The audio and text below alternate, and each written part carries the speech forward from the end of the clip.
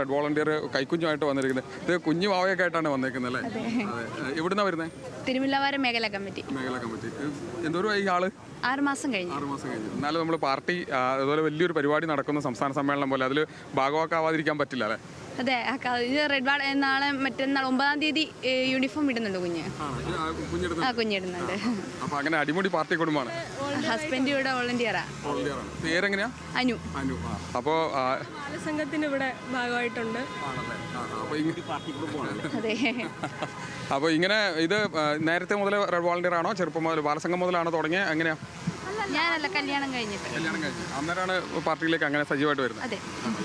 അപ്പോൾ അതുകൊണ്ട് ആ കാലം മുതൽ പിന്നെ അങ്ങനെ വരുന്നുണ്ട്. ഓക്കെ ശരി. ഇങ്ങനൊരു കാഴ്ചയൊക്കെ എനിക്കൊന്ന് CPM സമ്മേളനത്തിലല്ലാതെ ഒരു പക്ഷേ കാണാൻ കഴിയില്ല അല്ലേ?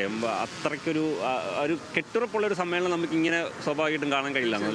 അത് തന്നെയാണ്. അതായത് ഇതെല്ലാവരും ഒരേ സമയം ഇതൊരു CPM സംബന്ധിച്ച് 3 വർഷത്തിനിടയിൽ വരുന്നൊരു വലിയൊരു ഉത്സവം എന്ന നിലയ്ക്ക് തന്നെയാണ്. അതായത് വലിയ ഗൗരവമായ ചർച്ചകൾ ഒരു സ്ഥലത്ത് നടക്കുമ്പോൾ പോലും പാർട്ടിയുടെ അടിത്തട്ടിലുള്ള അണികൾ എന്ന നിലയിൽ വളരെ സജീവമായി പ്രവർത്തിക്കുന്ന, ഈ പാർട്ടിയോട് കൂറ് കാണിക്കുന്ന അങ്ങനെയുള്ള ആളുകളെ, അതായത് കൈക്കുഞ്ഞുങ്ങളുമൊക്കെ വരുന്ന 6 മാസം പ്രായമുള്ള കുട്ടിയുമായി വന്ന് റെഡ് വോളണ്ടിയറായി നിൽക്കുന്നത് മറ്റൊരു പാർട്ടിക്ക് ഒരു പക്ഷേ യഥാർത്ഥത്തിൽ കാണാൻ കഴിയാത്ത ഒന്നാണെന്നാണ് എനിക്ക് തോന്നുന്നത്. അതാണ് ഇതിൻ്റെ മറ്റൊരു സൈഡ്. അതായത് നമ്മൾ നയരേഖയെക്കുറിച്ചും വികസന ചർച്ചകളെക്കുറിച്ചും പാർട്ടിയുടെ പ്രത്യയശാസ്ത്രത്തെക്കുറിച്ചൊക്കെ പറയുന്നതിനപ്പുറത്താണ്. ഇന്നിപ്പോൾ ഇതിൻ്റെ അത് പ്രതിനിധികൾക്ക് മാത്രമാണല്ലോ പ്രവേശനമുള്ളത്. പക്ഷേ അപ്പോഴും പാർട്ടി പ്രവർത്തകർ സംസ്ഥാനത്തിൻ്റെ പല ഭാഗങ്ങളിൽ നിന്നായി ഇപ്പോഴേ വന്നിട്ടുണ്ട്. അവർക്ക് പൊതുസമ്മേളന സമയത്തേക്ക് വേണേൽ വന്നാൽ മതി.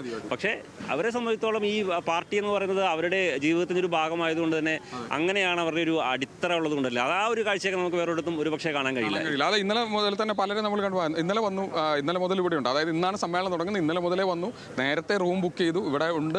സമ്മേളനം കഴിഞ്ഞ് അവസാനത്തെ പൊതുസമ്മേളനവും കഴിഞ്ഞ് പോകുന്ന തരത്തിൽ ആളുകൾ, അതായത് ഒരു ഉത്സവത്തിനൊക്കെ വരുന്ന പ്രതീതിയിൽ പാർട്ടിയെ അങ്ങനെ സ്വീകരിക്കുന്ന ആളുകൾ, അല്ലെങ്കിൽ അങ്ങനെ മനസ്സിൽ കൊണ്ടു നടക്കുന്ന ആളുകൾ ആ തരത്തിലുണ്ട്.